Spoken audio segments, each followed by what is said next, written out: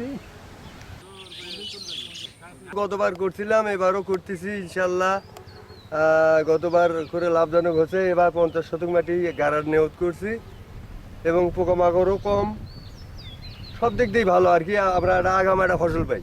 আমরা তো আগে জানিনি যে এই আবাদটা করলে আমরা এতটা লাভবান হতে পারবো, কারণ এই বিএস এসে আমরা এই আবাদটা সম্পর্কে অনেকটাই জানতে পারছি এবং আমরা লাভবান হচ্ছি সব দিক দিয়েই। গোখাদ্যও আমাদের হচ্ছে সংগ্রহ, তারপরে অনেকটা আমরা শেষের দিক থেকে যাই, এটার থেকেও আমরা অনেকটা উপকৃত হচ্ছি বা লাভবান হচ্ছি। যে সময় আমাদের এটা আবাদ আসে, এই আবাদে আমরা অনেকটা লাভবান হতে পারি। ফলনও ভালো আছে, কিন্তু সব দিক দিয়ে যদি আমরা পরিচর্যা নেই বা বিয়ের যেভাবে পরামর্শ দেয় সেইভাবে চলি, তাহলে আমরা অনেকটাই লাভবান হতে পারি। এটা সপ্তাহে ধান কাটামারি শেষ হলেই যখন গাড়ার উপযোগী হবে তখনই আমরা গাড়ি ফেলে দিই। আমাদের এটা হলো খলসি-চাঁদপুর এলাকা। আমাদের পাশেই, পশ্চিম পাশেই হলো করতোয়া নদী।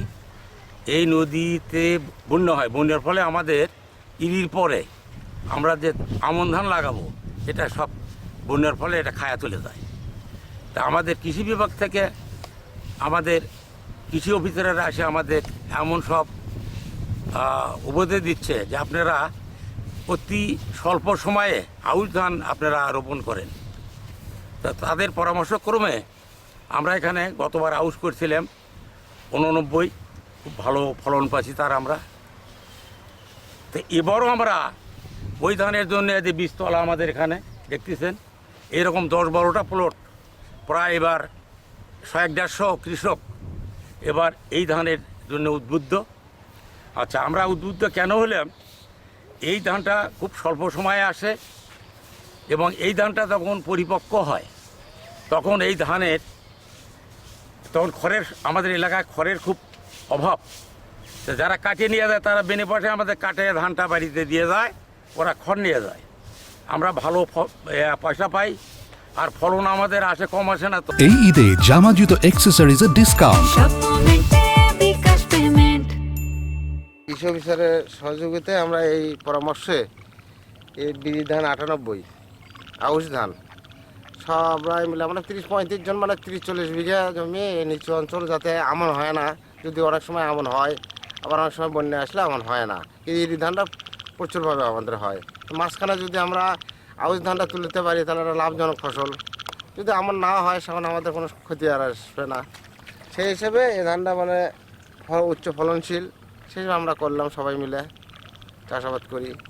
এতে এখন তো মানে সেচ দেওয়া লাগে না, সেচ ছাড়াই পানি, এখন বৃষ্টি পানিতে যেহেতু আবারটা হয়, আর শুধু গাড়া আর কাটা এবং এটুকু, আর নিড়ানি পার্সিং করা, ব্যয়বহুল কম। ইরি এবং আমনের থেকে ব্যয়বহুল কম। এখানে তো বন্যা এলাকা, ওই মাসুদ গাড়লে বানিয়ে খাওয়া যায়। সেদিন আগুর আমরা বিএস আমাদের 15-30 জন মিলে একটা প্রজেক্ট করে একসাথে আমরা 40-50 জন বীজতলা তৈরি করে একসাথে গাড়িয়ে আমরা একসাথে সেই আউশটা পাই। গত ফলনে ভালোই পাইছি, মানে আমাকে কিচেন টিনে লাগেনি, ওই ভেত থেকেই কাটিয়ে ওরাই কুবিয়ে টুয়ে খালি কাটিয়ে নিয়ে গেছে, আমারও ধান টুন দিয়েছে। গতবার চাইবে দ্বিগুণ হয়েছে। আলিয়ার ফসল পাচ্ছে, পরে আলু টালু বা অন্য আবাদ করতে সুবিধা হয়। আর আমন কাটে তো হয় না, 180 বীজ ফেলা যেত। আর গতবার করেছিলাম 2 বিঘা, এবার 3 বিঘা করেছি। ওই কিষেন পার লাগে না, পাড়াই খালি আমার গাড়ি থোয়া আর শাশুড় দিলে এটা বেশি খাটনি করা লাগে না। গতবার যা হয়েছে মোটামুটি ভালো হয়েছে, এবার আরও বেশি হবে। মানে এবার আর উৎসাহিত কৃষক আরও বেশি করছে, মানে উৎসাহিত বেশি পাচ্ছে। গতবারে তার ফলটা ভালো পাইছে, এখন মোটামুটি আশা করা যায় আরও ভালো হবে।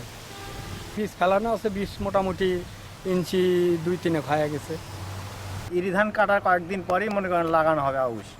এই আউশে আমরা অনেকটাই লাভবান, গত বছর করেছিলাম, গত বছরের তুলনায় এবার অনেক লাভবান। আমরা আশা করছি এবার পুরো এলাকা জুড়েই আউশের আবাদ চাষ হবে।